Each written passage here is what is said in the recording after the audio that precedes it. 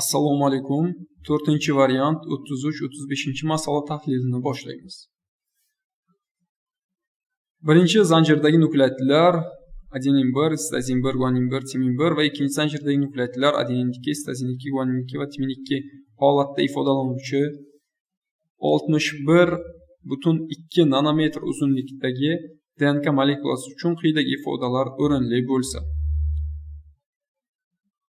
Demak, 33, 34, 35 savollarga javobni topish kerak. Bizda shunday ifodalar berilyapti. Biz nima qilamiz? Birinchi qiladigan ishimiz bu belgilash, kiritib olish. Demak, mana bu birinchi zanjirda aynan mana shu adenin 1, sitozin 1, guanin 1, timin 1 larni belgilab olganmiz. Ana endi ikkinchi zanjirda albatta unga komplementar tarzda timin 2, adenin 2, sitozin 2, guanin 2 joylashyapti. Xo'p. Ana endi e'tibor bering. Adenin 1 nechta bo'lsa, timin 2 ham xuddi shuncha bo'ladi. Demak, buni x deb belgiladim, bu ham x da. Buni y deb belgiladim, bu ham y da. Buni z deb belgiladim, bu ham z da bo'ladi. Buni w da deb belgiladim, guanin 2 ham w da bo'ladi. Xo'sh. Ana endi keyingi qiladigan ishimiz nima? Mana bu ifodalardagi, misol adenin 1 o'rniga x, timin 1 o'rniga esa y, adenin 2 o'rniga y, guanin 2 o'rniga esa w kabi ifodalarni yozib chiqamiz. Demak, boshladik. X plus y 40 ga teng. X mana adenin 1 plus timin 1 y barobar 40 ga teng. Tak, uni ostidagi demak adenin 2 y plus guanin 2 w. Y plus w teng 27.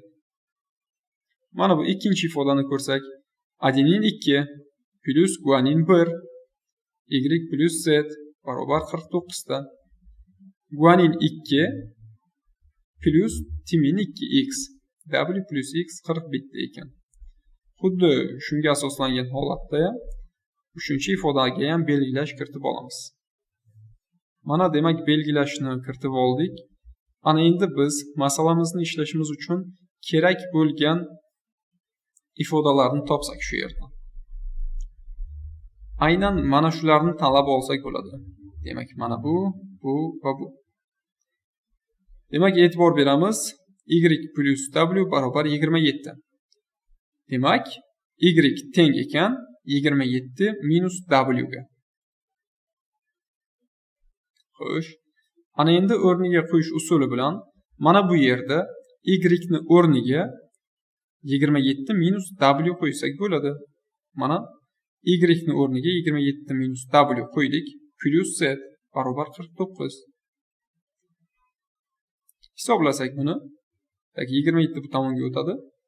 Z minus w teng 22 ga teng bo'lyapti. Mana shu ifodani hisoblaganimizda z minus w barobar 22. Bizda mana bu yerda yana bitta ifodamiz bor edi. Z plus w barobar 50. Mana buni yozib oldik. Ana endi biz shu yerda z ni, undan keyin w ni topib olsak bo'ladi. Ularga asoslangan holda esa y va x larni hisoblab olsak bo'ladi. Xo'sh.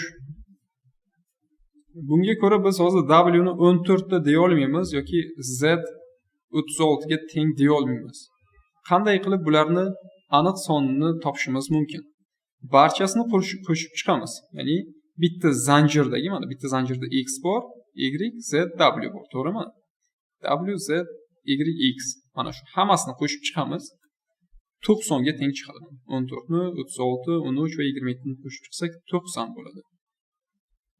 Bizda esa DNK uzunligi 61,2 nanometr. 61,2034 ga bo'lsak 180 chiqadi. Bu degani bitta zanjirda 180 ta nukleotid bor degani. Biz mana bu yerda qo'shib chiqqan x, y, z, w jam 90 ga teng edi. Endi nima qilamiz? 80 ga proporsional holatda w qancha, z qancha, y va x qanchadan ekanligini topib olsak bo'ladi. Demak, w 28 ga teng ekan real holatda. Z 72 ga teng ekan, Y 26 ga teng ekan, X 54 ga teng ekan. Ana endi mana shularni yozib chiqsak mana. Demak bu X 54 edi, Y 26, Z 72, W 28. Ana endi bizdan so'ralgan narsalarni topsak bo'ladi. Demak 33-savolning javobi. Bizda DNKdagi vodorod bog'i so'ralgan.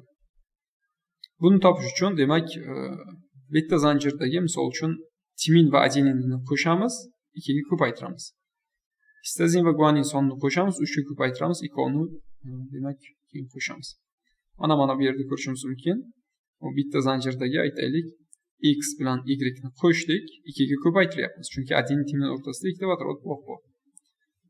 Z va W ni qo'shyapmiz, 3 ga ko'paytiryapmiz. Va ikkovini qo'shsak, jami 460 ta vodorod bog' borligi kelib chiqadi. Keyingisi 34. Birinchi zanjirdagi purin nukleotidlar soni ikkinchi zanjirdagi histazin nukleotidlar sonidan necha marta ko'p ekanligini aniqlang. Xo'p. Birinchi zanjirdagi purin nukleotidi soni. Birinchi zanjirdagi purin, ya'ni adenin hamda guanin. Adenin 54 ta, guanin 72 ta. Demak 72 ga 54 ni qo'shamiz. Ikkinchi zanjirdagi histazin deyapti. Mana bu ikkinchi zanjirdagi histazin. Ikkinchi zanjirdagi histazin ham demak 72 ga teng ekan.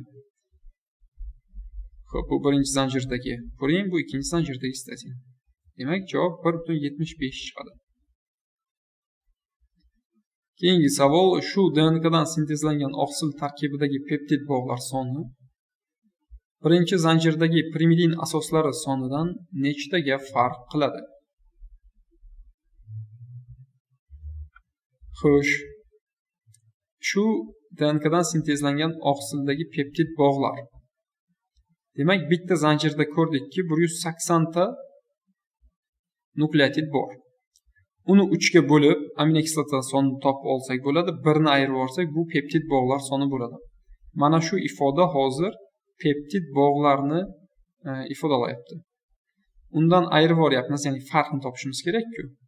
Birinchi zanjirdagi pirimidin asoslari, ya'ni timin hamda sitazin. Timin 26 ta, histazin 28 ta. Mana o'sha 26-28 ni qo'shamiz. Farqini ko'radigan bo'lsak, 5 ga teng bo'ladi.